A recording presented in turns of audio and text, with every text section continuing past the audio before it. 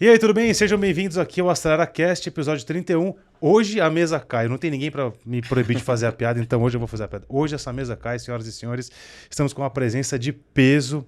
Aqui, antes de eu apresentar o convidado, eu nunca faço isso, mas dessa vez eu vou fazer. Se inscreva no canal, ative o sininho, dê um like nesse vídeo, mas assiste até o final para ver se você gosta.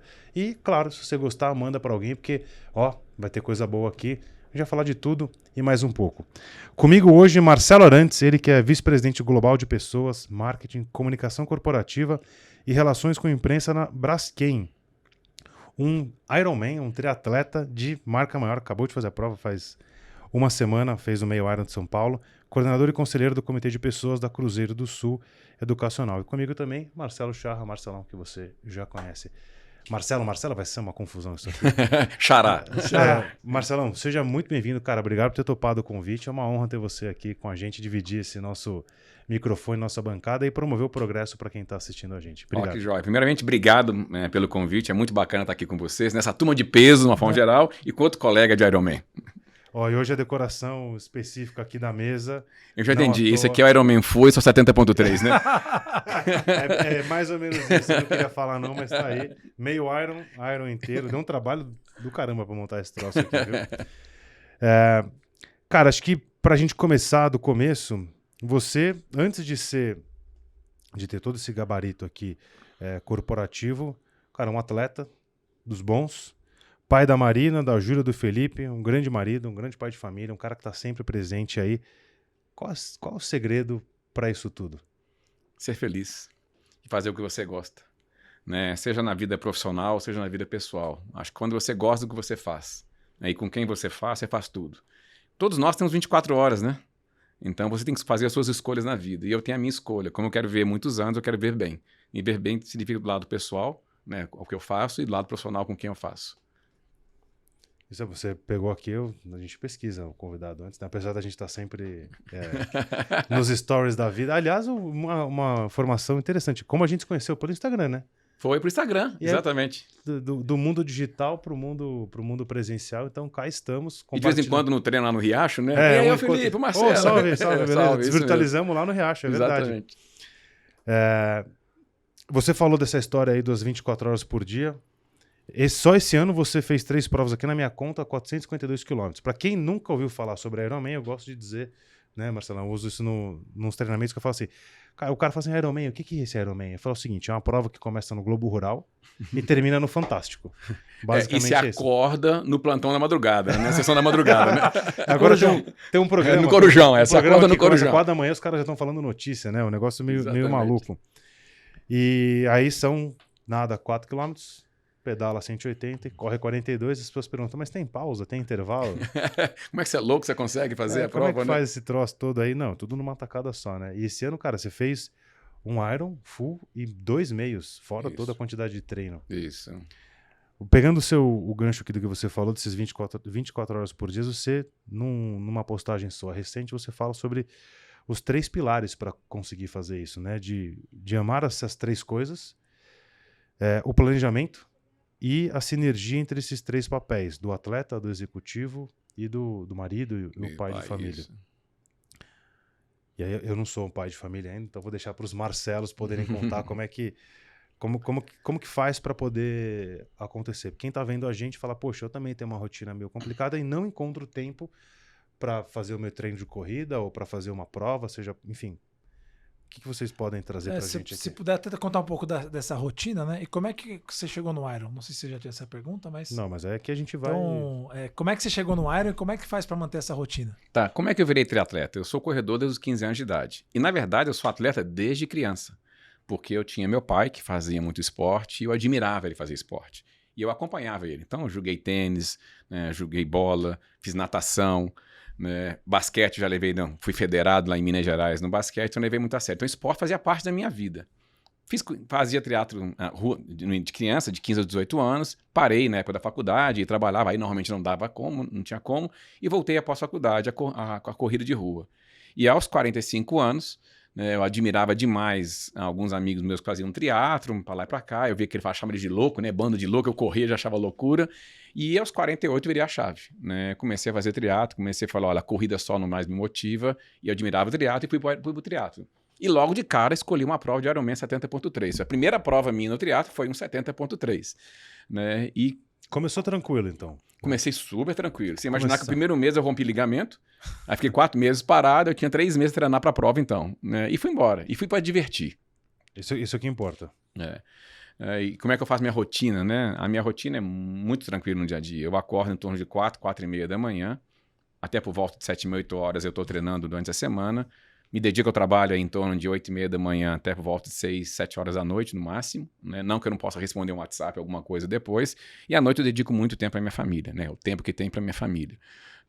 Nos finais de semana tem sempre os nossos longuinhos, depois longuinhos eu sou totalmente da família, né? Dedicado a eles. E tem uma coisa muito importante que eu aprendi, Marcelo e Felipe, que não é a quantidade de contato que você tem com a sua equipe ou com a sua família que faz a diferença, é a qualidade do contato.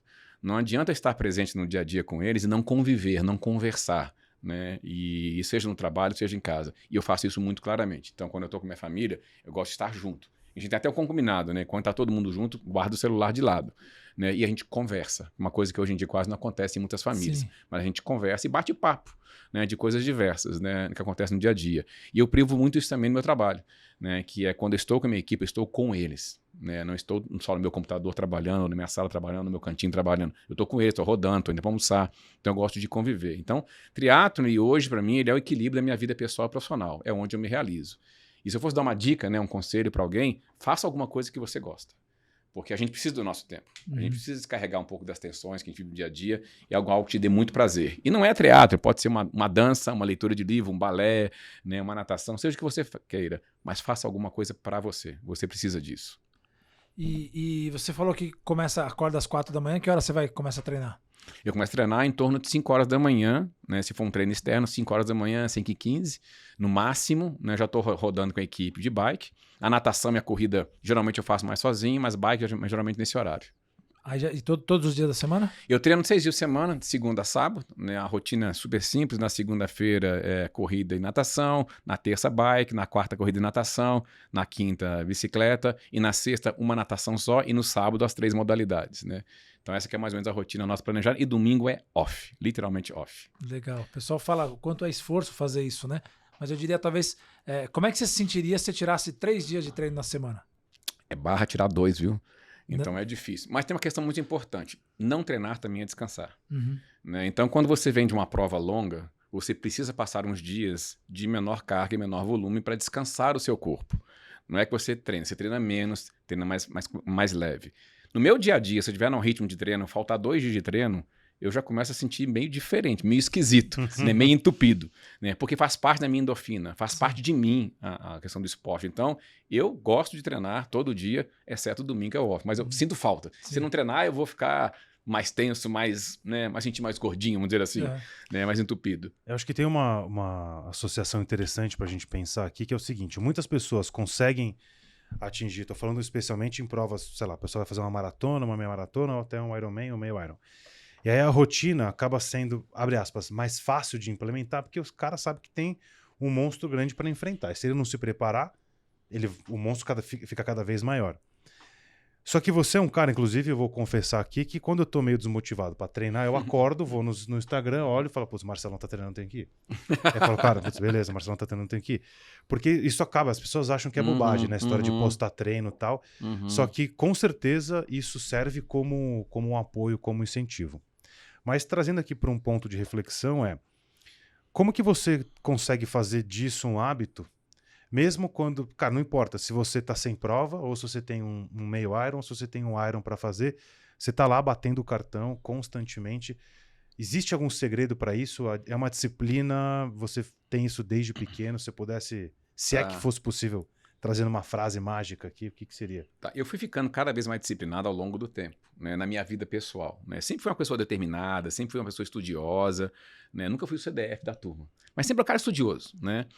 Mas tem uma coisa muito importante para mim, eu amo o que eu faço. A partir do momento que você ama o que você faz, você arruma tempo.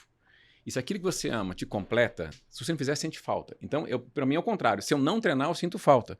Então, o treinamento para mim é uma parte de relaxar, de refletir, é o meu momento. Eu descanso no treinamento, por incrível, né? Minha cabeça descansa, né? Minha mente descansa. Meu corpo pode até cansar um pouco, mas minha cabeça descansa. E eu sinto que eu estou fazendo bem para mim, né? Quando eu olho meu projeto de vida, que eu quero ver muitos anos e viver bem. Então, eu não tenho o menor esforço. E aí, características que são muito importantes, quem decide fazer alguma coisa. Ter disciplina, ter resiliência, perseverança, né? Ser realmente determinado, né? E porque tem dia que você acorda e fala, nossa, eu tenho que treinar hoje? Aí você fala, tem. Aí tem que você fala assim, opa, tem muito treino para fazer. Então tem dia que você acorda não tão bem, mas você tem que treinar, né? Então eu gosto muito. A determinação é fundamental, né? Isso dá para extrapolar para a vida empresarial, para a vida pessoal, em muita questão, né?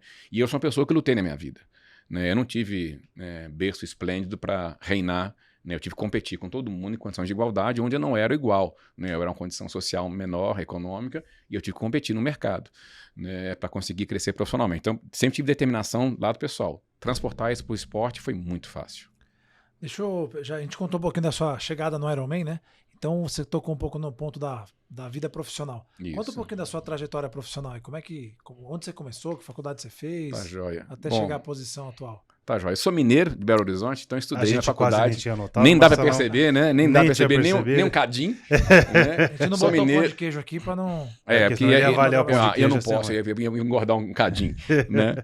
Bom, mas aí falando para vocês, sou de Belo Horizonte, estudei lá administração de empresas, né, numa faculdade chamava UNA. Depois eu fiz uma pós-graduação em MBA empresarial na Fundação Dom Cabral e em SEAD. E comecei com um estágio, programa de estágio. Acho que a maioria de nós começa com um programa de estágio. Numa área que eu nunca pensei em trabalhar, que era em RH. Sempre achei que ia ser marqueteiro, né? Aí comecei na área de RH e estou fazendo esse estágio até hoje, há 34 anos nessa área. E aí eu tive algumas experiências marcantes, né? Então, no setor de consumo, eu trabalhei na Unilever e na Reckitt Benckiser. Trabalhei no setor de energia elétrica, na Zéia Brombover, empresa de energia elétrica. Foi minha primeira grande escola. Fiquei 7 anos, logo de cara na minha carreira. Comecei uma empresa bacana naquele momento. Passei depois na Fiat Automóveis, né, na Intelig Telecom, na privatização. E há 12 anos e meio eu estou na Braskem, né, que é uma empresa brasileira que faz produtos químicos e petroquímicos, que é a 6ª maior do mundo e a maior das Américas. Legal. E nessa trajetória, quer dizer, você começou estagiando com gente e está com gente até hoje, né? O que mudou de lá do começo para hoje? O que mudou? A minha responsabilidade. Tá. Né? Hoje eu sou vice-presidente global de 4 áreas, eu era estagiário, então a minha responsabilidade mudou. O que não mudou? Meu jeito de ser. Uhum. Né? Eu aprendi muito claramente, né, que à medida que você sobe na carreira, que é muito legal você olhar para trás para ver como é que você deixou o seu legado. E uma coisa que eu aprendi com os meus pais chama-se humildade. Então não é porque você tem uma posição ou uma condição que você deve tratar as pessoas diferente. Pelo contrário, eu sou a mesma pessoa que eu era lá atrás, talvez com um pouquinho mais de influência, e eu uso essa influência a favor das pessoas, não ao meu favor. Uhum. Isso foi uma coisa que meu pai sempre me falava também, né? Se você está pronto para servir ou ser servido. Então eu gosto muito de estar na empresa que eu estou, não para mim, mas para beneficiar as pessoas com que eu trabalho. Se eu puder fazer alguma coisa diferente na minha empresa ou na sociedade, né, no produto que eu faço, de forma a ficar melhor, é bacana. Então, o meu jeito humilde sempre manteve, meu jeito brincalhão, divertido. Sou muito chamado nem para Marcelinho, né, lá dentro da companhia, porque tanto que sou divertido, né, na companhia. Ao mesmo tempo sou muito determinado, disciplinado, né, nesse sentido.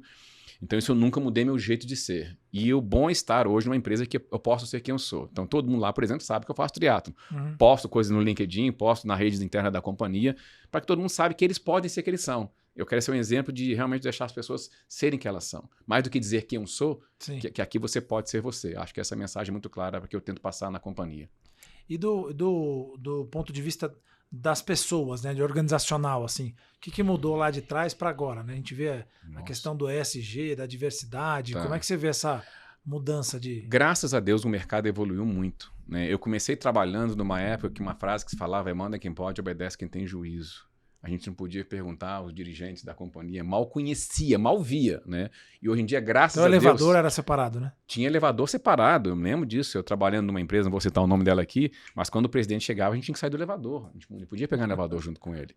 Eu achava aquilo um absurdo. Isso existe, infelizmente, até hoje em algumas companhias, né? Esse comportamento. Isso, alguns comportamentos existem às vezes, mas cada vez são menores, Felipe, graças a Deus, né? E hoje, a grande questão nossa quanto líder é servir as pessoas, né? A gente está aqui para apoiar as pessoas, não está para ser apoiado por elas, mas para apoiar a organização. Então, há uma mudança muito clara entre quem manda, né, era o líder, para quem tem que servir, que somos nós como líder. Então, essa conduta mudou muito. Naquela época, né, mal falava sobre práticas ambientais, né? Mal se falava sobre bem-estar das pessoas na organização, era dar o lucro e eu te pago o seu salário, né? E fica quietinho que você tem emprego. Ainda bem que o mundo evoluiu. Há uma mudança muito clara no mundo do trabalho, que antigamente as empresas escolhiam as pessoas. Hoje as pessoas escolhem os empregos.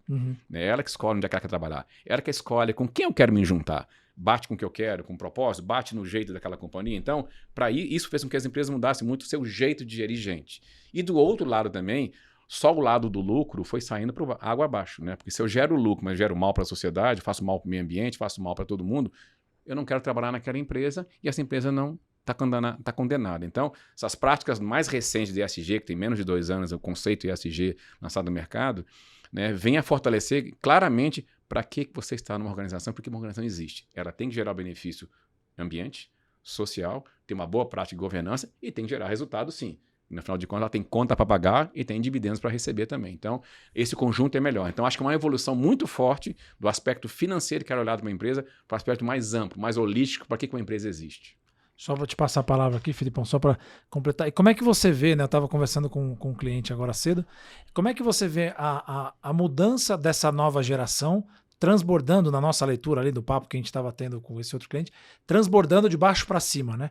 Antigamente essa cultura vinha de cima para baixo e eu vejo que talvez as pessoas num alto escalão, vamos dizer, hierárquico, já estão transbordando. Essa história do propósito é mais para a galera mais jovem, mas na nossa leitura a gente está vendo que está transbordando para cima, né? Como é que você vê essa migração desses valores que talvez um diretor de uma companhia fala, eu tenho que ter um carro, eu tenho que ter uma casa, e esse valor de ser, né, mais de usuário, né, de dizer assim, cara, eu posso alugar um carro, eu posso alugar uma casa, que é mais da geração atual, a gente tem sentido, pelo menos, é apenas uma reflexão, que tem transbordado para cima, né? Então ela está tendo uma troca mais... Assim, há um tempo atrás, 2017, nós fizemos um estudo de transformações que estão acontecendo no mundo. E tem um trabalho que fala dos 12 direcionamentos que o mundo vai ter no futuro e é importante as empresas estarem antenadas. Então tem toda a mudança que vem para baixo, as gerações mais novas, mas a geração atual também tem que enxergar que eles vão viver mais. Como é que a gente quer viver no mesmo planeta? Da mesma forma, né? E respeitando as diferenças. O que eu acho muito bacana da geração nova que está chegando foi todo esse ensinamento que é diversidade, né, as opções que eu quero ter, com quem eu quero trabalhar, não é só mais trabalhar em empresa grande, que é o coqueluche, né? Eu posso trabalhar em empresa pequenininha, desde que use o meu potencial, não é isso que eu estou ligando mais. É uma geração que tem mais o desapego a bens materiais. Completamente. Né? Completamente diferente. Né? Enquanto uns líderes ficam brigando às vezes por sala, eu quero uma sala com vista, eu quero um carro, essa geração tá a seguinte, eu não quero nem carro, quero um eu não quero nem casa, eu quero um projeto, entendeu? Então assim, para que eu vou ter isso, né? É uma geração que às vezes pensa o seguinte, eu não quero ser rico, eu quero ser feliz. Então, esses hábitos acho que são muito sadios para o planeta. Eu acho que a geração que está aí surgindo tomar conta das empresas no futuro, com certeza nós não estaremos discutindo hoje mudança climática. Porque eu acho que a mudança climática é fato de uma geração que só pensava na produção sem a consequência. A geração de hoje já pensa na consequência, não só no meio. Então, eu espero que no futuro essas novas gerações tomando posse nas empresas que torne cada dia mais um planeta melhor. Então, assim, graças a Deus, vem uma nova geração para pensar um pouco diferente. Ainda bem que esse vídeo aqui vai ficar gravado, então se um jovem, vamos pensar aqui, a Marina, a Júlia ou o Felipe, em algum dia mostrarem esse vídeo, falar, olha só como que era, se eles tiverem filho, mostrar, olha só quem era o vovô, em 2022, e aí eles vão estar à frente de algumas organizações e falar assim, tá vendo? Meu avô já falava lá, olha só, a gente tá responsável. Em casa eu já enfrento isso, a Marina, minha filha, ela já tem 20 anos, ela não quer carro, nem tirou carta, não quer carro, né? E tem todo o desapego que você pode imaginar. Né? Assim, já é uma outra cabeça que a gente já lida dentro de casa, inclusive. Você é um cara que está à frente de pessoas, né? Gerenciando ali na 6ª maior petroquímica do mundo, certo? Esse é o número. Cuidando de pessoas, de modo geral. Quando você olha para um passado talvez não tão distante e olhando para um futuro próximo, na minha leitura, cada vez mais, quem cuida de gente tem um papel relevante mais estratégico dentro das companhias.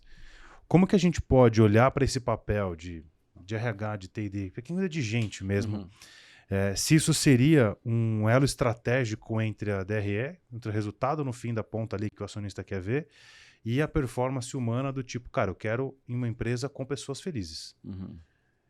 Eu quero uma empresa que seja saudável financeiramente, que siga todos os protocolos, mas eu também quero uma pessoa com gente saudável.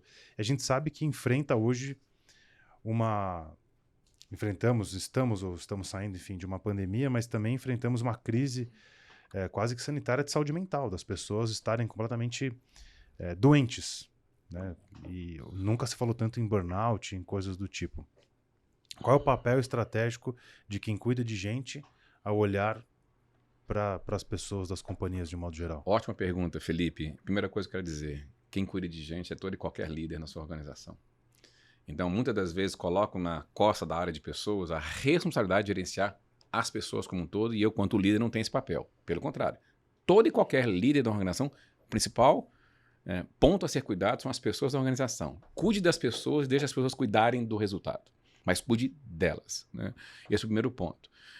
Se alguém delega isso para um terceiro cuidar, ele não está fazendo na primeira pessoa. Então, é um papel de cada líder cuidar disso. Qual é o papel da minha área, na área de pessoas? E graças a Deus eu tenho marketing junto comigo e comunicação, que são áreas intangíveis, né? É cuidar da espinha da companhia, da cultura, das relações, do bem-estar. Né? E passar uma sensação para as pessoas que aqui elas podem ser elas mesmas e quase um sentimento, I'm care about people, ok? Eu quero cuidar das pessoas. Esse é um sentimento importante que a gente tem que cuidar como guardião. Né? E como guardião, você tem que ter a legitimidade, né, de poder fazer isso pela sua função. Então eu tenho a obrigação e o dever e a minha paixão, né, de ser sempre a pessoa que está defendendo a cultura certa da companhia, a evolução correta que nós temos que fazer para atender uma necessidade atual ou futuro da organização. Exemplo, desde 2014 eu já tinha um programa de diversidade na empresa. Né? E eu lembro na época eu fui questionado por uma pessoa acima de mim, por que eu estava fazendo um programa de diversidade, né, na minha empresa? Eu virei e se alguém do negócio tinha me pedido isso. E a minha resposta foi super simples. Eu falei, olha, eu não preciso de ninguém do negócio me falar como eu tenho que garantir a perenidade dessa empresa no futuro. Se eu não garantir essa empresa capaz de atrair todas as tribos que tem no mercado, nós vamos perder o negócio. Nosso negócio não vai ter mais. Quem vai querer trabalhar na empresa que não aceita, né, que eu sou negro, que eu sou branco, que eu sou hétero, que eu sou cis, né, que eu sou homo, que eu sou indígena? Eu tenho que preparar a empresa para o mercado. Né? Então, a empresa tem que preparar para o mercado. O que acontece geralmente é a sociedade evolui primeiro e as empresas depois. Um descolar enorme. Né? Então, por exemplo, uma pessoa que é homossexual, ela assume perante os amigos, os colegas de faculdade, há muito tempo que ela é. Numa empresa ela fica fechada. Até porque não precisa dizer, mas ela não assume, até no seu jeito de vestir. É o que você falou, a pessoa não é quem ela é de fato. Não é quem ela é de fato. E quando você fala, ó, espera aí, a pessoa pode ser a mesma pessoa lá e cá. Deixa ela ser ela mesma, ela íntegra. Você deixa as pessoas ficarem mais felizes, mais soltas, né? Então, isso é que eu acho importante. Eu acho que a minha área tem esse papel enorme, do ponto de vista de pessoas, de garantir que uma cultura que permita as pessoas serem elas mesmas.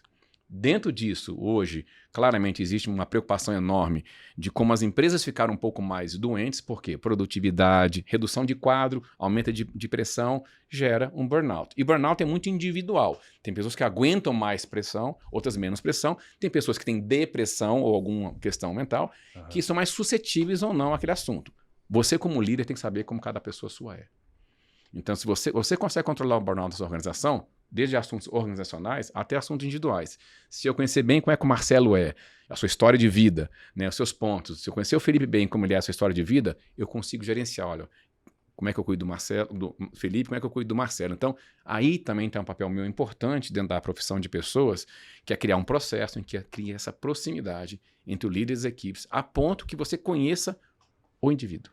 O ser humano que está ali atrás, não o headcount que está ali atrás. Então a gente está dizendo aí que o líder tem que cuidar da sua equipe para que essa equipe cuide do resultado. Exatamente. E aí você está ali quase que numa função estratégica de falar assim, ô líderes, atenção, deixa eu te falar um negócio, você precisa cuidar dos caras aí, hein? Quase como um alerta, por mais óbvio que possa parecer, de falar, cara, ó, temos uma cultura, temos uma questão para que o resultado de fato apareça. É mais do que um alerta, inclusive, às vezes animar mesmo o assunto, né? Então, por exemplo, hoje mesmo na Braskem nós estamos dialogando muito sobre saúde mental em parceria com o Hospital Albert Einstein, dando curso para todo mundo sobre isso, né? Sobre como você, né, identifica, trata e respeita esse assunto, né? Sobre cultura corporativa, N workshops e N diálogos. Só falar sobre a cultura, não é falar sobre a cultura, quais são os nossos valores, né? Me conta aí, Marcelo, quem você é. Me conta a sua história de vida. Quando você se abre como vice-presidente, como diretor, para todo mundo contando a sua história de vida, você não está dizendo valor, você está exemplificando o valor. Está se abrindo, sendo transparente, dizendo quem você é. Então, isso tudo é muito bacana. Então, é meu papel garantir isso. E é muito importante meu papel também garantir, evitar desvios. E se os desvios acontecer, colocar dentro do eixo. Né? Se tem um comportamento que vai contra a cultura, está julgando contra, colocar dentro da cultura. Agora, outro aspecto importante da minha profissão é estar olhando para o futuro. Eu tenho que olhar para o futuro para ver onde é que o mercado está indo e tentar trazer o mais rápido possível para dentro da minha organização. Então, vários temas que hoje eu vejo o mercado trabalhando, a gente já trabalhava desde 2018. Uma coisa de enxergar onde o mercado estava indo, baseado aqui no trabalho de 2017, como é que antecipo o futuro mais próximo da gente. Não só um mero estudo de tendência, mas como é que eu trago a tendência para hoje. Então, é fundamental a minha profissão também ter essa capacidade de traduzir a leitura do que vai acontecer no futuro para antecipar já logo na sua empresa. Legal. Até um ponto que você tocou, né? De estar instruindo as pessoas sobre as questões das, vamos chamar aqui de doenças mentais ou desvios, né? Porque às vezes o cara fala assim, mas faz um dia que eu não durmo bem por causa do trabalho. E o cara acha que é normal. Depois 2 dias, 3 dias, 4 dias e passa já a ser um quadro de se cuidar, né? Você fala, pô, vai 5 dias você não dorme? Alguma coisa tem, né? Ah, não, mas é final de mês e o cara tá sempre tentando de alguma forma... Justificar, né? Justificar, porque ainda é um preconceito muito grande na sociedade. Dizer, cara, eu não, né, talvez não sou capaz, eu não tive competência de cuidar de mim e tudo mais, né?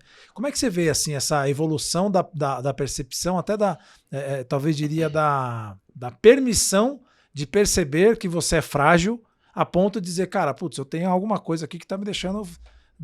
desencaixado, né? Como é que você vê essa maturidade das pessoas em vulnerabilidade? Eu ia falar agora disso. Assim, tem uma palavra, eu ia falar exatamente uma palavra hoje em dia que é muito utilizada para simbolizar menos o frágil, que é a vulnerabilidade. Primeiramente, vão acabar com a síndrome de super mulher e super homem. Ninguém é. Ninguém é um Iron Man, Iron Woman, né?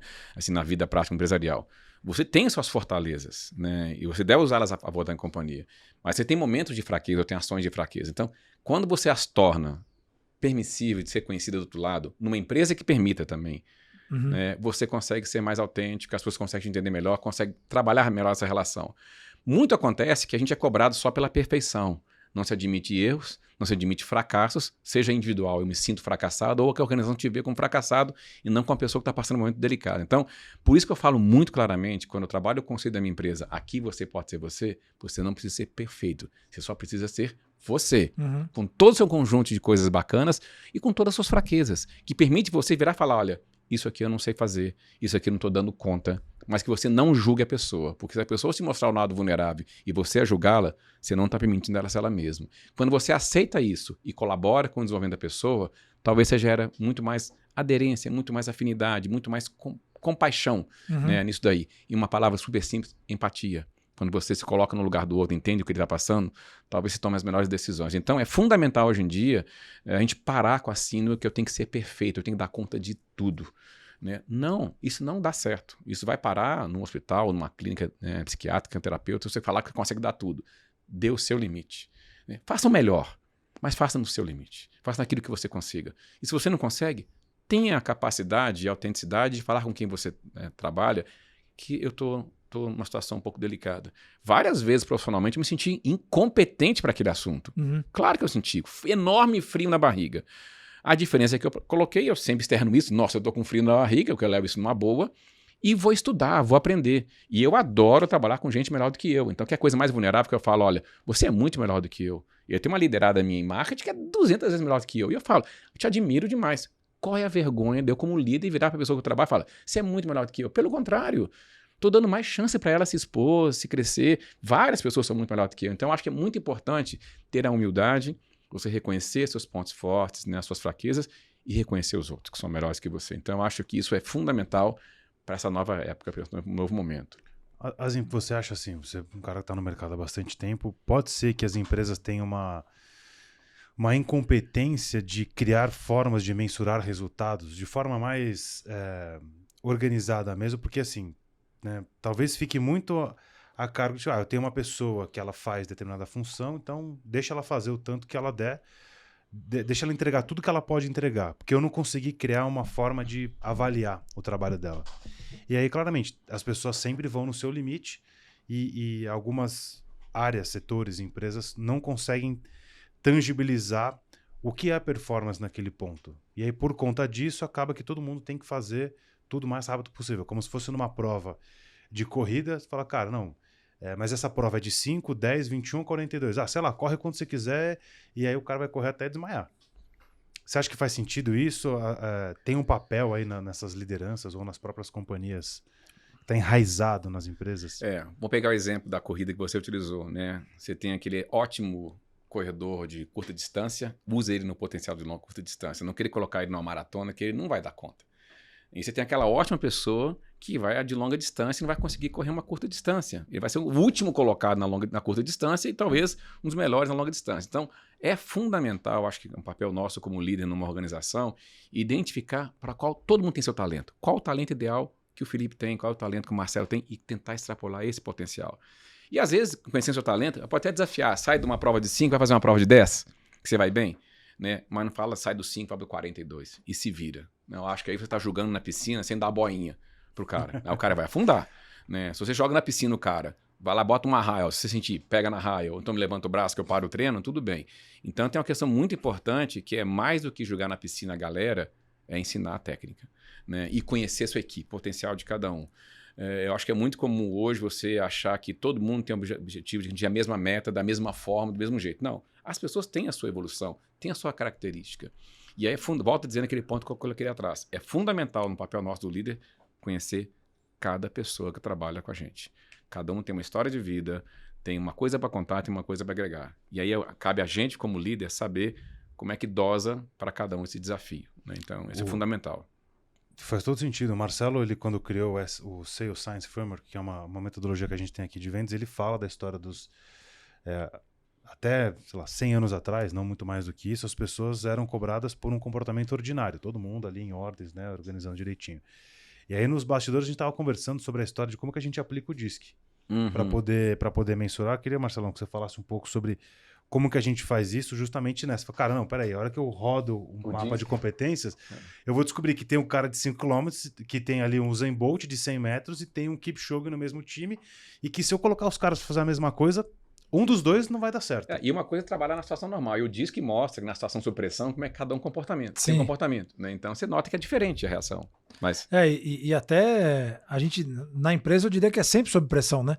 De alguma forma, mesmo que não seja um ambiente tóxico, vamos chamar assim, o cara tá ali para entregar alguma coisa, tem um objetivo, tem uma expectativa, é diferente quando você tá em casa fazendo um churrasco, que o objetivo é só ver se a picanha chegou no ponto ou não, né? Mas foi legal isso que o Felipe trouxe, a questão do DISC, porque eu vejo que falta vocabulário, né? Ou como ele disse, há 100 anos a gente está aprendendo um vocabulário de hard skills que é tá certo ou tá errado. Né? Competências binárias, né? Você sabe ou não sabe, etc. E tal. E quando a gente vê para o aspecto humano, que eu acho que é uma tendência que tem há menos tempo, vamos dizer assim, né? Quando a gente fala de vulnerabilidade, são termos que até acho que talvez há 10 anos não existiam, né? E agora você começa a falar de um vendedor, né? Que é a nossa praia aqui, e aí o cara fala assim, o que é um vendedor bom para você, né? Geralmente o cara, putz, o cara que tem energia, que tem arranque, etc. E tal. Quando a gente vai abrindo essas competências, a gente vê ali que tem a questão que é desenvolvimento de relacionamento, sociabilidade, agressividade, né? A questão de extroversão, são coisas distintas. E que a gente não parou para observar isso, e que a gente fica feliz que agora já é mais comum, né? Ainda talvez menos, né? A gente ainda encontra algumas empresas mais old school que ainda contrata o vendedor que é bom de falar. O cara que fala bem, traz ele aí. Bom de papo. Bom de papo, né? E o que a gente veio percebendo nessas competências, né? Que assim, como você colocou, tudo é corrida. De 5 km é uma corrida e de 42 é uma corrida. Só que um tem um perfil, outro tem outro perfil. Então a gente fez um trabalho numa empresa de laticínio recentemente e a gente viu que o cara que vende leite, ele tem um perfil comportamental, competências distintas do cara desse mesmo laticínio que vende queijo. Então, embora o comprador seja o mesmo. Então ele vende para a mesma pessoa, mas o produto tem aspectos diferentes e nuances diferentes que exigem desse cara uma competência diferente, né?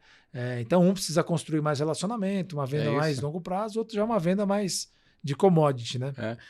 É muito bom. Eu trabalhei no setor telecom, uma venda para o governo é uma coisa, uma venda para o mercado privado é um outro perfil. E hoje na Braskem, um cliente que atende determinada categoria de clientes, ele tem que ter um comportamento que é muito similar naquele setor e outro que tem uma discussão muito mais técnica, é um outro perfil técnico, é mais profundo, ele é inclusive até às vezes mais centrado, né? Sim. É uma venda mais técnica do que uma venda natural, aquela relacional. Então é importante identificar o cliente que vai atender, o perfil adequado de vendas que tem que ter para aquele negócio. E aí o outro ponto que deriva disso é que as vendas têm ficado mais complexas, né? Antigamente o cliente não tinha informação do produto, então você falava um monte de coisa lá e vendia. E a dificuldade que a gente vem encontrando hoje, junto às empresas, né, é como é que a gente tem vendedores que têm um perfil comportamental de um vendedor mais comunicativo, etc e tal, mas que começa a ter necessidade de competências técnicas, né, de mastigar um Excel, de conseguir preencher um CRM, quer dizer, não é mais opcional, né? A venda tem ficado cada vez mais complexa, né? Acredito que no ambiente de vocês ainda vende-se grandes projetos, né, por toda a cadeia que envolve. Toda a cadeia, isso. Mas isso é muito legal. Trazendo um pouco para esse aspecto, como é que você vê o interesse, talvez, da parte de cima da hierarquia, vamos dizer assim, nesses novos temas, né? Talvez a pergunta assim, se as pessoas que estão mais tempo no mercado, para os jovens que estão chegando agora, para as pessoas mais recentes, meio que já começam até na escola a ouvir um pouco, né? Gestão das emoções. Outro dia até achei um livro muito legal sobre, acho que eram umas 20 ou 30 emoções para você discutir com seu filho de 3 anos. O que é raiva, o que é angústia, o que é... Sabe, você saber digerir essas emoções, né? Como é que você vê isso na parte de cima da hierarquia, assim? O desenvolvimento, o interesse? Eu acho que o aprendizado, interesse, acho que é mútuo. Acho que tanto de quem já está mais velho na organização, mais experiente na organização, de aprender com o novo, e acho que quem é mais novo aprender com quem está mais maduro. A troca é importante. Ninguém está certo. Acho que ambos estão certos. Por isso que eu achei muito importante as gerações novas entenderem como é que algumas coisas foram construídas, para ver um pouco de racional, de metodologia, de maturidade, como é que nós chegamos aqui, para aprendizado. Não necessariamente vai fazer da mesma forma. Mas eu vejo muito hoje em dia, no meu caso, por exemplo, da Braskem, a gente querendo aprender muito com o que está transformando o mercado, o que essa geração está chegando. Estou falando de geração de 30 para baixo, né, para que a gente prepare a empresa para o futuro. Porque a empresa que eu estou preparando hoje não é para a minha geração, é para a geração que vem para trás. Né? Então, eu tenho que preparar muito essa empresa para essa turma. Então, escutá-los, fazê-los parte da decisão, comentários, né, de reuniões, captar as melhores possíveis. Então, é fundamental uma empresa que queira perpetuidade, né, entender o movimento que o mercado faz lá fora, e entender o movimento do mercado que está dentro da sua organização. Então, dar voz na organização é muito importante. Ter a humildade de colocar que você conhece esse setor há 30 anos, né, de lado um pouquinho e conhecer quem está entrando, o que está vendo de novo. Seja na forma de atender um cliente, seja na forma de fazer uma nova venda, seja na forma de entrar num novo negócio, né, que não era captado antes. Então, ter essa humildade dos dois lados de buscarem conhecimento. Eu acho que é muito importante, não só a geração mais madura aprender com a nova e a nova aprender com a madura. Esse conhecimento que eu acho que é importante perpetuar na companhia. E a gente ouviu um termo aqui que a gente estava conversando com o pessoal da TIM, né, que veio aqui, que é empatia de baixo para cima, né? Porque assim como tem a síndrome do super-homem, da superwoman, a questão é assim, sempre o líder tem que compreender o liderado, né? Como é que você vê isso dentro das organizações? Se tem sido fonte de trabalho, porque exige-se que o líder sempre tenha compreensão de dizer, pô, eu tive um problema em casa, etc e tal. Como é que você vê essa questão da empatia de baixo para cima, no sentido de dizer, pô, o líder hoje não está no bom momento, talvez não é o dia de... Né, esse acolhimento de baixo para cima, né? São todos seres humanos. Sim. Né? Então, quanto mais empatia de um colocar no lugar do outro é fundamental. Mas o liderado só vai querer saber como é que o líder está se o líder sempre mostrar interesse em saber como ele está também. Então, o que eu acho? Assim, por mais que hoje eu acho que é papel das duas mãos, né, conversar e saber como é que vocês estão, conhecer um pouco mais ao outro, tem que ser papel meu como líder provocar esse tipo de diálogo, para que permita isso acontecer. Porque é natural que, com a hierarquia está na cabeça das pessoas, eu tenha mais restrição, receio de perguntar a uma pessoa hierarquicamente acima de mim como é que ele está. Se ele nunca me permitiu isso, e se ele nunca quis saber de mim. Então, eu acho que é bacana quando isso acontece, mas volto a dizer, o exemplo tem que vir de cima. Não olhando hierarquicamente, mas a gente que lidera a equipe, lidera pessoas, o primeiro interesse tem que ser nosso, em saber como elas estão. E a partir do momento que você se coloca nesse sentido, que você tem interesse pelas pessoas, elas vão se interessar por você também. Né? E eu sou muito franco, nem todo dia eu tô bacana também. Tem dia que eu tô assim, pô, hoje eu não tô bem humorado não, hoje eu não tô legal não. Mas eu falo de cara, não falo mal fechado assim, hoje eu não tô bem. As pessoas né? até já sabem. Eu falo, galera, hoje eu não tô muito bem. Não é raro, mas acontece, mas eu falo. Né? Mas ao mesmo tempo, por exemplo, né, eu sei de situações pessoais que acontecem na minha área, eu ligo para cada pessoa. Eu ligo para quem eu sei que a mãe está doente, eu ligo para quem que o filho está doente, eu ligo para... Né, isso, e eu guardo, se eu sei que o Marcelo tem uma situação com a filha dele delicada, eu sempre vou perguntar para o Marcelo como é que está a sua filha. É uma forma de demonstrar que eu estou preocupado com você e com a sua família. Então, por isso eu acho que o papel é muito nosso como líder. E a partir do momento que você faz isso, isso vem de troca. E tem uma oração de São Francisco, né? E na oração de São Francisco ela fala, é dando que se recebe. Né? Então, dê primeiro e depois receba. Muito bom. Aí os caras do coach Tá chegando aí, dia 4, né? Colocaram 4 de outubro. Give first, né? E a gente já ouve isso há muito tempo, né? Já existe há muito tempo essa história toda. Marcelão, pergunta. Treinar para o Ironman não é nem um pouco fácil. Seguir uma rotina dessa não é nem um pouco fácil. Treinar quando você se dedica para alguma coisa não é tranquilo. E aí você, pelo menos eu estou falando por mim aqui, a gente sempre acaba conhecendo alguns monstros no meio do caminho. E que a gente poderia chamar de professores. Porque o bom professor é aquele que te dá uma chinelada e te coloca no prumo. Uhum. E alguns podem chamar isso de monstros. Quais foram os grandes professores ou monstros, como você quiser colocar, que você encontrou no meio dessas jornadas de desenvolvimento? E como é que você usa esses ensinamentos para a vida corporativa e também, eventualmente, passando para a sua equipe? Tá, joia, ótimo. Bom, os primeiros monstros que eu tive são os meus coaches, né? Que são pessoas que já fizeram a prova e me ensinaram muito dos altos e baixos de um treino, da jornada, né, que a gente passa, e a prova em si. O segundo monstro foi conversar com pessoas que já fizeram. Amigos meus que já fizeram, para saber como é que foi a experiência deles, não como coach, mas como atleta, como é que foi essa trajetória como um todo, né? E o que eu transporto de toda essa jornada que você e eu vivenciamos no Ironman para o dia a dia? Primeiramente, se você tem um objetivo a fazer, faça. Tenha disciplina, seja determinado. Momentos difíceis vamos ter, sempre, não é só alegria não, mas manter a cabeça focada, superar, é fundamental para mim. Então, no dia a dia, na minha vida, eu tive que superar para chegar onde é que eu cheguei. No meu trabalho, eu não desisto das coisas. Eu sou persistente, sou disciplinado com as coisas que eu faço. E no treinamento, idem. Se eu tenho um objetivo, eu tenho um foco, eu não largo, né? Eu vou atrás daquilo. Procuro curtir, sabe, Felipe? Então, assim, treinamento do Ironman, por exemplo, era difícil, em 4 meses. Curti todos os treinos. Quando você teve que fazer um 180, o pneu furou no meio do caminho. Olha, graças a Deus nunca furou um pneu, você acredita num treino? Sério? Né? E quando teve que nadar aquele 3.800, treinar 165 e correr 20 de bike, que foi o treino mais longo, né? Quase 12 horas, sei lá, 10 horas de treino aquele dia, no sábado, lá no Riacho. Eu só ficava curtindo a jornada. Agora eu tenho que nadar 3.800. Ó, agora eu tenho que pedalar 160. E a cada volta curtir, ó, mais uma volta, mais uma volta. Ah, agora tem que correr. E uma coisa bacana, eu não gosto de fazer sozinho. Né? Então, arrumar algum cara que esteja junto com você, uma pessoa que esteja junto com você para fazer junto. Então, eu sempre tive... Eu sou muito cara de trabalhar em equipe. Né? Ironman é uma prova solitária, mas você pode transformar em equipe. Né? Você pode transformar em ter prazer de treinar com a pessoa, de ver um colega participando na prova. E isso para mim é na vida também. Eu adoro ver o sucesso dos outros. Né? Inclusive, assim, eu vibro quando eu vejo alguém sendo melhor bem-sucedido, quando alguém conquista alguma coisa. Então, na vida profissional também, eu transporto muitas das coisas de ver o sucesso dos outros. Eu não preciso estar no pódio. Mas eu fico muito feliz se alguém que eu conheço estiver no pódio e eu puder dar parabéns para ele. Então, isso para mim é uma coisa muito bacana. Então, na vida, eu aprendi nunca a competir com as pessoas, competir comigo mesmo. Né? Sempre vai ter gente melhor que a gente e vai ter gente que talvez a gente seja melhor que eles naquele momento. Mas vibre com o sucesso dos outros também. Então, uma coisa que, seja no Ironman, seja no dia a dia no trabalho, seja na família, eu sempre curti muito foi o sucesso dos outros. Isso é muito poderoso. É. Então, a gente está dizendo que eu vou exportar então, o desafio do Ironman, coloco na vida de qualquer pessoa. Porque a pessoa não tá afim de fazer um Ironman, então a gente até entende. Né? Já até entende, né? Tá tudo certo. Mas é bom. É bom. Essa é até uma pergunta interessante aqui.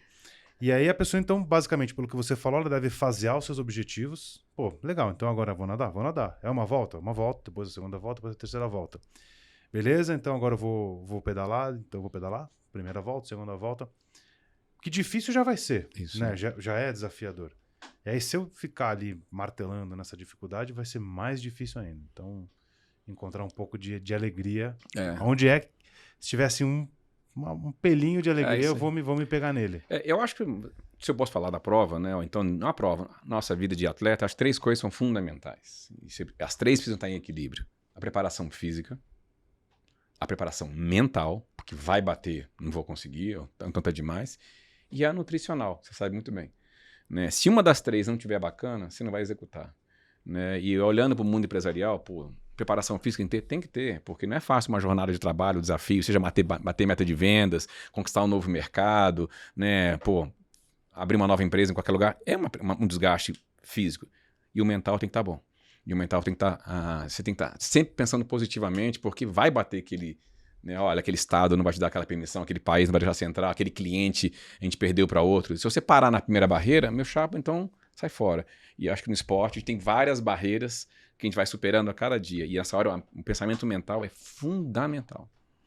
Eu ia perguntar o seguinte, por que todos deveriam fazer um Ironman na vida? Mas eu coloquei o Ironman entre aspas. Uhum. Né? Acho que foi você que me contou de um professor dos Estados Unidos, não vou lembrar exatamente a faculdade, que ele tinha, não sei se era um MBA, E o Pelo que eu vi, é um professor de Harvard. professor de Harvard, o É TCC, um curso de um ano. e o TCC é uma maratona. Correr uma maratona, não tem... Na verdade, é um curso de empreendedorismo em que ele faz junto e vai fazendo paralelo com uma maratona. Uhum. E ele tem que, as pessoas em um ano têm que, enfim, se dispõem a fazer uma maratona em 12 meses. Se preparar para uma maratona em 12 meses. E aí teve uma matéria do Washington Oliveto, eu não vou lembrar quando é que foi, deve fazer uns 2 anos mais ou menos, ele falava o porquê do sucesso dos executivos que são... Foi do Nizam. Foi do Nizam, é isso aí. Eu sabia que era alguém da publicidade. Do Nizam. Falando sobre a importância, por que executivos, atletas de alta performance, de endurance, mais de endurance do que de alta performance, se destacavam. E aí eu quero, de repente, se tiver aí um porquê de... O cara fala assim, pô, eu não vou fazer um Ironman. Fala, tudo bem, não precisa fazer um Ironman, mas talvez uma meia maratona, talvez uma maratona. Por que é importante quem está ouvindo a gente se dispor a cumprir um desafio físico? E as pessoas não estão pensando nesse momento, pô, mas eu nunca corri na vida. Tudo bem, tá tudo certo. Por que isso seria importante? Que lições que a pessoa vai tirar disso tudo? O lema da Ironman é Anything is possible. Tá tatuado em você, inclusive. Tatuado em mim. Né? Tudo é possível. Né? Se você coloca um desafio e você já desiste na largada, cadê a sua determinação? Cadê a sua resiliência? Cadê a sua perseverança? Você já largou de cara. Então, assim, se eu acho impossível eu conquistar determinada posição na organização, você já largou na arrancada errado. Se você acha que um desafio é, nossa, é impossível, né? Ou então é difícil demais, tente, dedique, tudo é possível. Então, olhando para o Ironman, eu quando criança via essa prova, que fez 40 anos recentemente, falava, esses caras são loucos, como é que pode? Você não estava errado. Me tornei um deles e você também se tornou um deles. Né? Nós somos loucos. E a gente nota que é possível. Então, você com determinação, você com foco, você com disciplina, tudo é possível. Lembrando que sempre tem um princípio de trás disso que é ética e respeito. Sim, né? claro. Mas tudo é possível. Se você tem determinação e disciplina, não duvide da sua capacidade. Não duvide. Primeira pessoa a acreditar em você tem que ser você. Se você delega isso a um outro, deixa quieto. Você sabe que você trouxe um negócio, Marcelo, muito legal assim, né? A gente tem um livro que a gente fala muito e trabalha com os times de venda, que é o Triple Triple Double Double Double. Não sei se você já ouviu falar desse livro. Não. Mas esse livro, ele mostra, né? Ele estudou como as startups lá dos Estados Unidos saem de $1 milhão, $1,5 milhão para $100 milhões em 5 anos. Então, ele basicamente fala, você sai de $1,5 milhão, você vai para 4,5, né? Triple. Aí depois de 4,5, vamos arredondar 5, você vai para 15, aí você dobra 30, dobra 60, dobra $120 milhões. Né? E eles decodificaram, pelo menos pegaram os principais parâmetros que fizeram as startups seguir essa jornada. E quando a gente apresenta isso para os vendedores, porque o vendedor está sempre na meta dele, 8%, 7%, 3% acima do ano passado, é sempre uma visão relativamente curta do que é possível, uma vez que o histórico é 2% que cresce, 3%. Então a gente tem dificuldade de mostrar para o cara, vamos pensar se fosse triplicar, como é que seria? Só que o cara não consegue nem enxergar. E, eventualmente, a gente tem visto isso cada vez mais, vem uma startup que não tem esses bloqueios e o cara quadriplica, quintuplica, etc e tal. E a gente tem dificuldade até de traduzir, mas é um esforço que a gente faz no sentido de, claro, uma empresa muito tradicional, né? A gente fala assim, dá para fazer o triple, double, double, double na Braskem? Provavelmente não, mas talvez em uma área talvez em uma região, né? Pô, o cara que atende o Nordeste, talvez é uma área que possa ter. Mas a dificuldade está em imaginar. E eu achei legal isso que você trouxe, no sentido, cara, será que eu posso fazer uma prova de 5 km? Se você não acreditar que você pode, você não vai nem fazer. Então a gente vê quanto a gente tem de ganho quando a gente consegue fazer uma força de vendas, por exemplo, e identificar que pode crescer 30%, independente da economia estar crescendo 6, 7, 4. Né? Mas eu acho que é isso, é uma frase que diz que se eu posso imaginar, eu posso tentar fazer. Né? Agora tem gente que nem imagina, né? Então você não imagina, você não vai conseguir. É porque é muito mais fácil de desculpar do que tentar. Né? E eu acho que a gente fica com medo do fracasso. Né? A gente, assim, se eu errei 10 vezes, acertei uma, que bacana que eu acertei uma vez. Bota o foco no acerto. Você tentou várias vezes, não deu certo, vai lá, bota o foco no acerto. Né? Mas não acreditar que você consegue, eu acho que é a primeira grande morte capital, falaria assim. Né? Você já, na partida você fala, eu não consigo. Então, meu chapa, alguém vai conseguir. Alguém vai conseguir. Se não é você, é um outro. Eu vou falar para registrar aqui, porque depois a gente pode assistir. Eu tenho uma grande vontade de um dia a gente ter vou chamar de mentoria, o nome que a gente quiser dar, de poder trazer as pessoas para que elas consigam cumprir uma maratona. Não vou nem falar um Ironman, que realmente envolve comprar uma bike, que é um negócio mais complicado. Mas uma maratona com tênis, ok? Isso. dá para fazer com alguma estratégia. Então fica aí registrado. Quem sabe um dia a gente não encabeça um negócio desse de poder trazer esse desafio para as pessoas, né? E não olhando para tempo, sim para poder falar, cara, eu sou um maratonista, eu consegui completar aí o desafio. Falando em futuro, então eu vou pegar uma frase sua que você diz o seguinte: um futuro renovável é possível se a gente põe energia dentro de um contexto de uma área nova que você está de uma empresa nova. Energia renovável, né? Energia renovável, é isso mesmo. Um futuro renovável é possível se a gente põe energia. Aí eu falei, cara, assim, vamos lá, o renovável eu poderia trocar por sustentável, né? Um futuro renovável, sustentável. Eu ouvi recentemente uma coisa falando sobre a diferença entre equilíbrio e harmonia. Então, o equilíbrio seria assim, eu trabalho 3 horas, eu descanso 3 horas. Eu ganho 100, eu gasto 100. Então, eu estou equilibrado. E o cara fazer uma provocação de, poxa, a gente tem que olhar para a harmonia da coisa. Então, você trabalha 10 horas, mas se você descansar por 1 hora e tiver qualidade, você está numa harmonia, que é um pouco do que você falou. Eu foco em tempo de qualidade. Isso, inclusive, foi uma frase que apareceu em casa essa semana. Tempo de qualidade. Como que a gente pode trazer isso para a empresa e para a vida?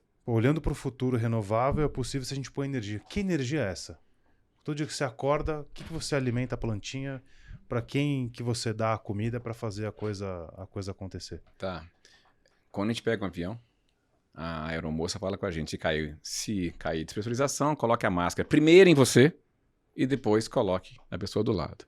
Então a primeira pessoa que você tem que energizar quando acordar é você. E se você é líder e vai passar o dia com contato com gente, energize os outros. Se você é pai, mãe, né, a sua energia transporta para os outros. Então a primeira pessoa a cuidar é você cuidar de você. Então assim, cuide primeiro da sua energia para cuidar dos outros. E uma coisa muito importante que a gente tinha mania de falar antigamente, que é separa o lado pessoal e profissional, equilíbrio de vida profissional e vida pessoal. Hoje tudo é harmonia. Eu, durante o dia, trafego em vários papéis. Em casa, então, tem hora que eu, no meio do expediente, sou pai, porque eu estou conversando com meu filho, né? Aí tem uma hora que eu estou postando no Instagram, sou eu, né? Aí eu estou numa reunião que eu estou no trabalho. Não dá para separar, eu sou um só, chama Marcelo, eu tenho papéis que eu executo ao longo do dia, o tempo inteiro. Então, assim, tenha a sua harmonia, faça bem as 3 coisas, mas a primeira energia é a sua energia. Né? Não adianta não dar para o outro algo que você não tenha internamente. Então, energize primeiro, depois dá energia para os outros. Que aula, hein? Marcelo, você falou da preparação, né? Então a nutricional vai lá no nutricionista, enfim, faz toda a dieta, que já exige uma preparação, planejamento, né? Se chegar em casa e só tiver Pringles, já era não tem a Pringles dieta. Pra começar. Já não tem, é isso aí. Já é o planejamento, não tem, né? Tentação, livrais do mal, nem compre. Aí a segunda coisa é da preparação física, né? Isso. Todo o treinamento e tal. E na preparação mental? Você faz algum tipo de preparação mental, além do treino mesmo, né? Tem algum tipo de visualização, de poder mentalizar a prova um dia antes, mentalizar o treino, meditação, enfim. Eu vou emendar mais uma pergunta. Quem cuida de você? Tá, então, vou responder. Então, na mental. Quando eu me inscrevo na prova, eu já logo de cara, mentalizando. Incrível. A linha de chegada que eu vou disputar lá na frente. Eu começo a me preparar vendo vídeos daquela prova.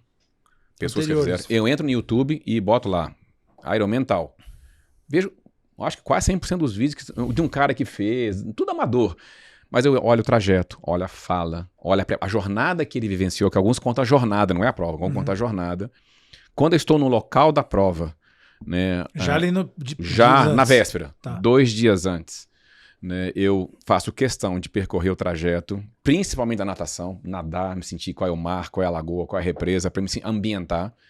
1 dia antes da prova eu sou completamente concentrado. Assim, saio, converso com as pessoas, mas minha cabeça está assim, amanhã tem a largada, tem a linha de chegada. E, sendo honesto com vocês, na hora que eu largo, eu só imagino, a única imagem que vem na cabeça é meus filhos na linha de chegada. A única. E a torcida é fera, porque os caras fazem cartaz, depois legal. Dá uma pesquisada. Aí eu só lembro dos meus filhos na linha de chegada. Quando aperta mesmo, é isso que te... Rapaz, tem uma que tá na prova, meu Deus, o que eu tô fazendo aqui? Meus filhos na linha de chegada. Minha família tá na linha de chegada, eu tenho que lá ver. Não posso desistir. A família então isso é uma coisa importante. Né? E quem cuida de mim, né, do ponto de vista... Acho que cada um que eu treino cuida de mim. Né? Então, assim, na natação eu faço com o Thiago Rebolo, e ele me treinou muito na questão da natação e na preparação mental, né, da natação, não só na parte técnica. na triatlo como um todo, né? A minha equipe que eu participo, a Lê, me ajuda muito no diálogo, na preparação, como é duro aquilo, vai sentir dor, vai sentir dor, então ele vai contando muita coisa, né? E da forma geral, assim, vou ser honesto, não tem nenhum expert que me acompanha de coaching mental. Eu tenho muita essa reflexão que eu faço sozinha, né, de preparação. Eu já tenho modus operandi, né, de analisar esses vídeos, refletir sobre a prova e a energia que tem aquele negócio, né? Então, acho que isso é muito importante para mim. Você, pelo que você disse agora, você é um cara que se permite que outras pessoas possam cuidar de você. Claro. Seja desde treinador de natação, nutricionista. Claro. Peço apoio. Isso é uma coisa que pode parecer óbvio, né? Às vezes o óbvio também precisa ser dito. Peça apoio, peça ajuda, esteja aberto para receber essa ajuda, porque o mundo tá cheio de gente também querendo, né, cuidar, fazer a parte. Mas algumas pessoas são mais fechadas para isso. E assim, eu falei, tem desses 3 pontos, mas eu não tô deixando de falar, eu tenho um médico ortopedista, eu tenho um fisioterapeuta, eu tenho um quiroprata, que eu me dedico com eles a me preparar também, né? Então eles me ajudam a preparar todo o meu corpo para aquele momento. Então é uma coisa desgastante, mas assim, buscar ajuda para o seu processo. E outra coisa muito importante que eu faço, ao terminar minha competição, eu vou em cada um e levo a medalha por gratidão e mostro e agradeço. Né? Eu levo um ou outro presente de acordo com o que gosta, mas eu agradeço a todo mundo que me ajudou a chegar naquele objetivo ali. Isso eu faço naturalmente com todos. E qual foi a prova mais dura que você falou, essa aqui acho que não vai dar? Que os seus filhos ficaram mais presentes assim, que você falou, agora só por eles mesmo. A mais dura foi Ironman 70.3 Rio de Janeiro 2019. Porque, pela condição do mar, 100 triatletas não conseguiram cruzar na primeira boia e foram resgatados pela organização da prova pelo Corpo de Bombeiro, porque a maré no mar estava terrível aquele dia, um mar muito alto e terrível, e na natação você batia braço, você não saía do lugar e você não via as boias. E aí eu já estava, né, terminei a natação com 57 minutos, faltavam 13 para estourar o limite, porque a gente não conseguia chegar. Tava chovendo, vento frio, uma corrente terrível no mar. E na hora eu sempre falo com minha família, na hora que eu cheguei da natação, eu cheguei da prova. Então, se eu cheguei na natação, eu cheguei da prova, que é o meu ponto mais fraco, né? Mas essa eu pensei. E eu só ficava mentalizando a minha família. Então, assim, o exemplo tem que ser de superação. Olha, o exemplo tem que ser de superação. E aí, né, isso passa ao longo da dificuldade, você vai assim, meu Deus, o que eu tô fazendo aqui? Vou desistir, vou abrir mão, vou levantar a mão pro cara me recolher. E eu ficava falando, não, meus filhos estão aqui, eles querem ver na linha de chegada. Eu vou lá chegar. Você já desistiu de uma prova? Nunca. Também não. Nunca desisti de uma prova. Não passa na minha cabeça, a não ser por uma questão de saúde, aí não posso ser imprudente, mas por cansaço, não esquece. Né? O Ironman agora eu andei na maratona lá, porque não dava mais, não tinha mais perna, mas tudo bem, mas andei, mas terminei a prova. Né? Mas desisti nunca. Se eu tô nela por condição, se for cansaço físico, vou embora. Agora, se for uma questão de saúde, aí não vou ser imprudente, mas nunca desisti. E na vida profissional, já teve algum momento que você lembrou desse alto mar aí e falou, meu, putz, lá no Rio de Janeiro eu passei, isso aqui eu vou passar também? Já tive vários momentos profissionais muito difíceis, né, de fechamento de fábricas. Né, eu contei rapidamente para vocês aqui quando um presidente também que saiu de uma empresa que eu trabalhava, ficou nós 8 diretores tocando a empresa sem presidente, ou seja, não tinha um cabeça. E eu vou ser honesto, eu tomei um papel fundamental nessa hora, que foi unir o grupo, falar, agora nós temos bastante gente debaixo da gente, e a gente vai conduzir essa companhia. Né? Então eu fui meio que o guardião de como tocar a governança da companhia. Já passei momentos difíceis, né, na vida profissional. Né? E eu acho que o mais difícil é quando você tem que fechar alguma unidade de negócio, fechar uma operação. E aí... Você diz pelas pessoas que estão lá, que vão ficar desempregadas. Pelas pessoas que vão ficar desempregadas e pelo momento. E aí, Marcelo, eu lembro uma coisa que meu pai me falava, trate os outros como você gostaria de ser tratado. Né? Então, tratar com respeito. Por mais difícil que a situação seja, tratar sempre as pessoas com respeito. E como você gostaria de ser tratado do outro lado? Empatia. Muito bom, legal. Caminhando aqui para nossa quase reta final, né? A gente está no 30 da maratona. Fala-se muito sobre propósito hoje. E a gente tem um pouco de uma visão assim, de que talvez algumas pessoas possam ter banalizado essa palavra. Né? E aí muitas vezes a gente encontra algumas pessoas atribuindo a falta de propósito à empresa. A empresa, e acabam terceirizando essa questão do propósito. Como que você encara isso de até onde vai, onde que está essa linha entre qual é a responsabilidade do indivíduo de ele ter o propósito dele e a empresa também ser responsável de propor algo que as pessoas possam fazer com propósito? Bacana, eu acho que tem um crush. Quando a empresa tem um propósito, bate com o seu propósito. E às vezes dá match. Dá match. Dá match. O que eu acho bacana nessa hora? Vou dar meu propósito, ok? Aos 30 anos de idade, me peguei chorando, trabalhando numa empresa, estava numa boa posição, mas estava infeliz. E eu me lembro que eu não consegui chegar no box para tomar banho sem ter no vaso sanitário, e chorava. Minha esposa entrou no banheiro e falou, o que aconteceu? Tô chorando, e contei pra ela que tava chorando, porque tava chorando. E ali foi meu grande turnaround.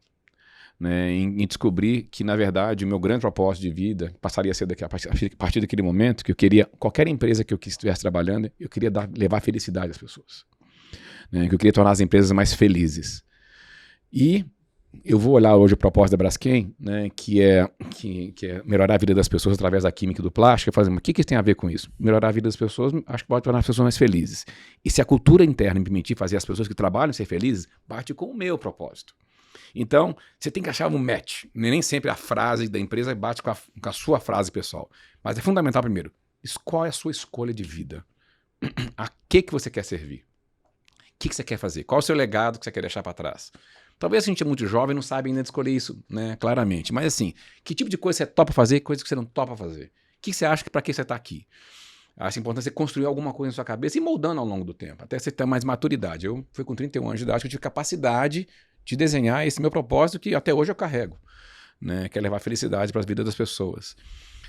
Então, mas tem um objetivo que você topa e que você não topa. E busca uma empresa que permita isso, né? Que você vê que vai poder realizar isso. Muitas das vezes, às vezes, algumas empresas têm frases meio filosóficas, não tão tangíveis, né, para as pessoas. Mas às vezes a cultura tangibiliza um pouco. Às vezes o jeito da empresa operar, você, opa, aqui talvez eu consiga realizar um pouco do que eu falei lá atrás. Né? Então, procurar uma empresa que deu match, né, no seu propósito pessoal, empresarial, não na frase, mas no jeito de operar, eu acho que é fundamental para se tornar um pouco mais feliz. Né? E você já chegou a orientar alguém de falar assim, cara, acho que talvez você tenha que buscar outro caminho, a felicidade em outro lugar? Já, várias vezes.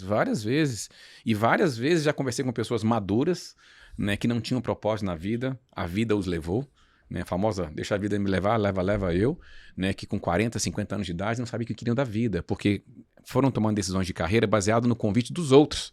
O outro ficou feliz, mas ele foi, porque era um cargo melhor, um salário melhor, ele foi. E continuava infeliz.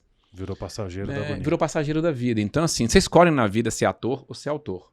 Eu tive a chance de ser autor. Eu escrevi minha trajetória, escrevi minha carreira. Não como é que eu queria chegar, que posição eu queria chegar, mas o que eu estava a fim de fazer na vida.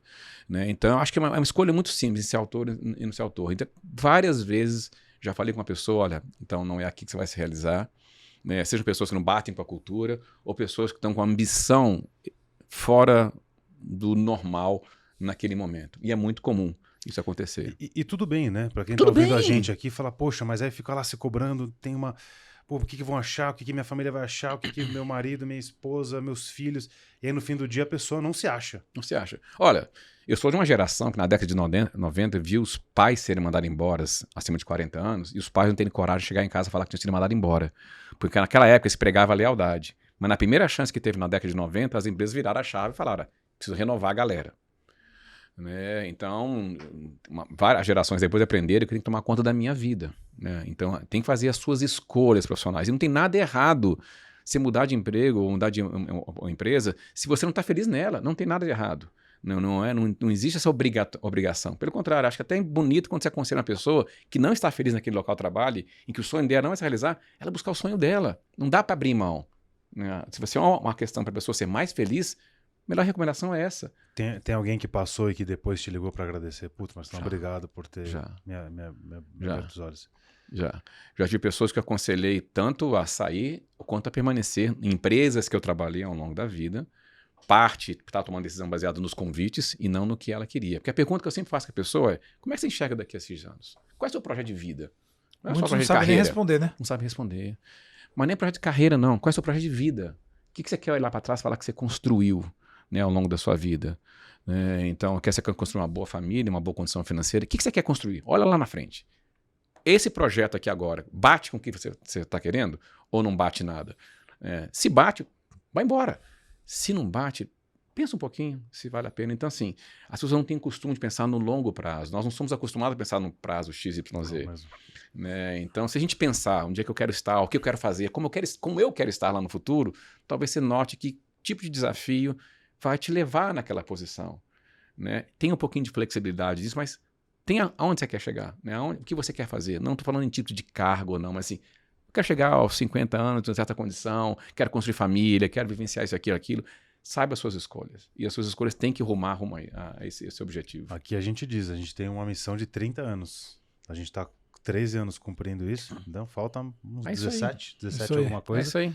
para poder firmar no propósito. Falar, cara, é isso aqui, não importa qual seja o mecanismo que a gente vai ter hoje, é uma consultoria, um treinamento, um desenvolvimento e tal, mas promover o progresso das pessoas e voltar a resgatar a autoestima do vendedor. É o que a gente quer fazer. Então, daqui 30 anos, ou daqui 17 anos, você vai me perguntar, a resposta vai ser a mesma. Se vai ser no metaverso, se vai ser, sei lá, qual é a tecnologia, a ferramenta, mas a gente vai estar aprumado para esse desafio aí né, de ter o propósito. É isso Não, aí. eu gostei muito do que você falou, essa história de você tem que ser o autor e não o ator. É isso. Não, e tem uma coisa muito bacana, né? Assim, Vai virar post vai do meu- corre à vontade. Além de E- corte, e meu pensa numa postzinho coisa, aqui. o que é sucesso na carreira da pessoa? A gente está acostumado no passado a achar que sucesso é eu chegar o mais rápido possível numa posição mais alta. Isso não é sucesso. Né? Sucesso hoje em dia são outros conceitos. Como é que você é como pai? Como é que você é como filho?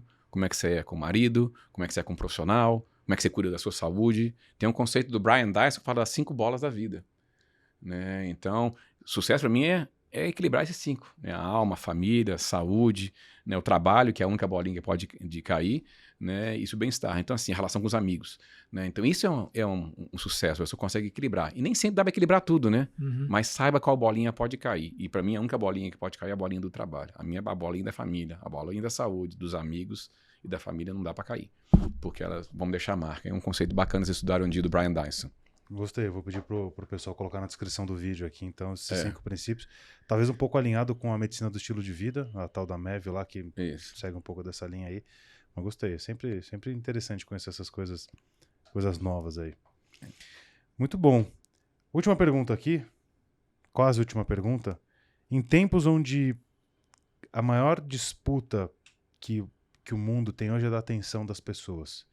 Então a gente a qualquer momento corre o risco de se dispersar por qualquer coisa, o que tira a gente do foco, seja ele qual for. Como resolver, como cuidar disso, cuidando aí das bolinhas da vida, para garantir que eu esteja no prumo e que essa disputa maluca do mundo pela nossa atenção, de cada um, é tela aqui, tela ali, um monte de coisa acontecendo, como é que você faz para se manter no foco? Primeiro é tendo foco. E tendo persistência e saber qual é o foco. Né? Então, assim, vão acontecer... É meio óbvio, né? Mas pode meio ser. óbvio, As né? pessoas É meio nem óbvio. têm um foco. É. Fala, não, eu Primeiro, tô assim, se indo você aqui. tem um foco, tá ali o foco. Né? Nada pode te distrair dele, senão você não tem um foco. Né? Vão acontecer coisas ao longo do tempo que depois possa desviar o foco. Ok, saiba conduzi-las e saiba gerenciar essas distrações. Mas volte o foco.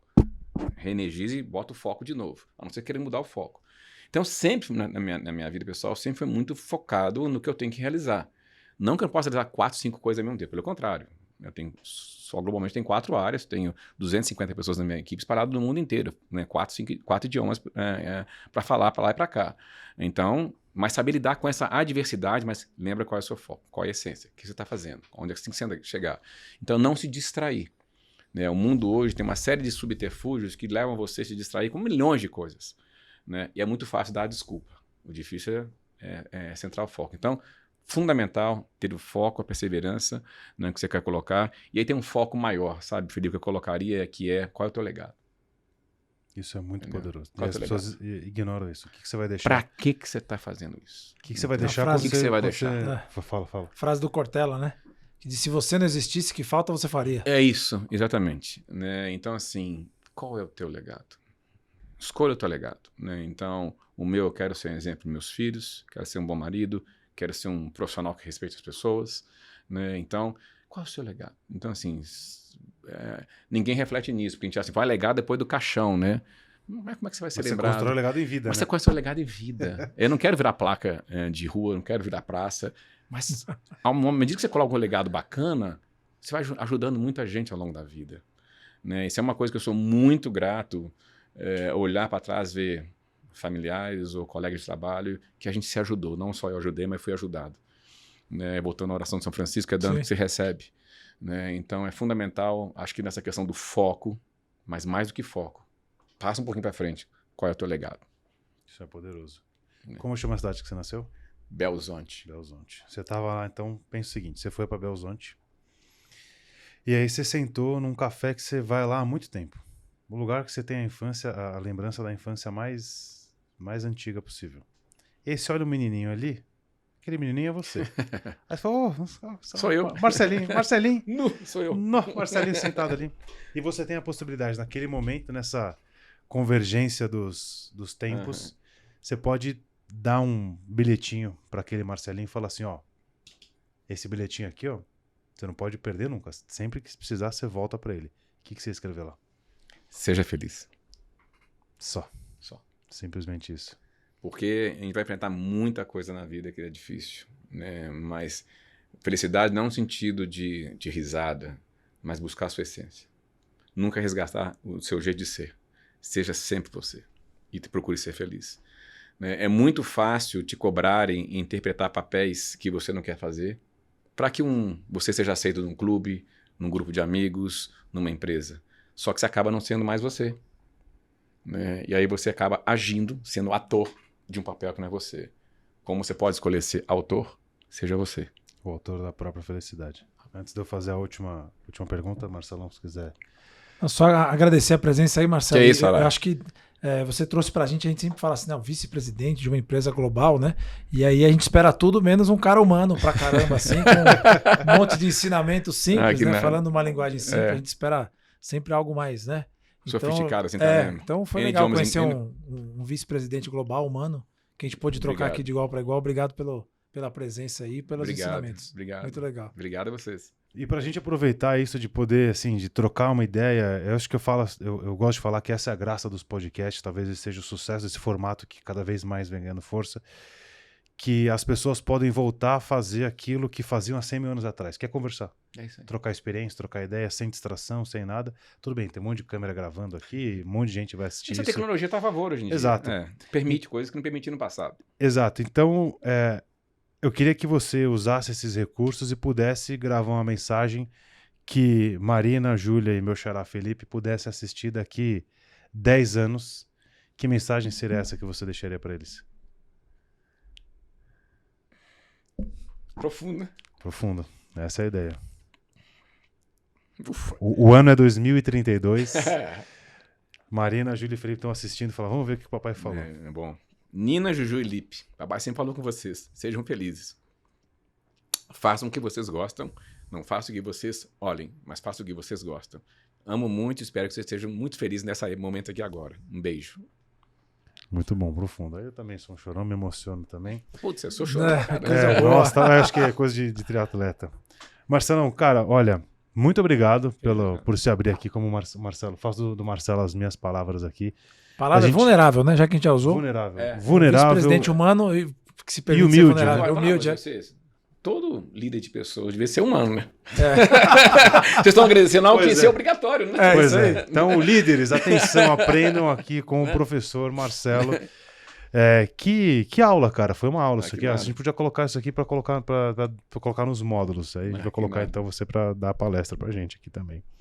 Cara, obrigado por ter topado. Obrigado a vocês. Por ter cancelado. Sei que a sua agenda não é nem um pouco fácil. E aí você encontrou um poder de persuasão da Fê, da Alvinha aí. E é de Berlândia, né? Então ela lá pertinho já fala. De mineiro para mineira. De mineiro para mineiro. Cara, obrigado mesmo por ter dividido esses conhecimentos todos aqui. Foi sensacional. Então, eu agradeço a vocês. Sempre que eu tenho oportunidade de dividir meu aprendizado, eu faço questão de dividir. Seja na empresa, seja com um colega, seja pedalando, seja aqui, porque eu acho que a gente tem uma missão na vida, né? Sim. Se a gente puder passar um pouco do conhecimento às pessoas, talvez a gente torne o mundo um pouquinho melhor, né? Não guardar para si. O que adianta guardar para si? Então, eu que agradeço a chance de estar aqui no meu segundo podcast. Olha só. Né? E compartilhar um pouco do meu conhecimento e minha vida. E quando vocês quiserem, estarei à disposição de vocês ou qualquer cliente de vocês que quiser bater um papo.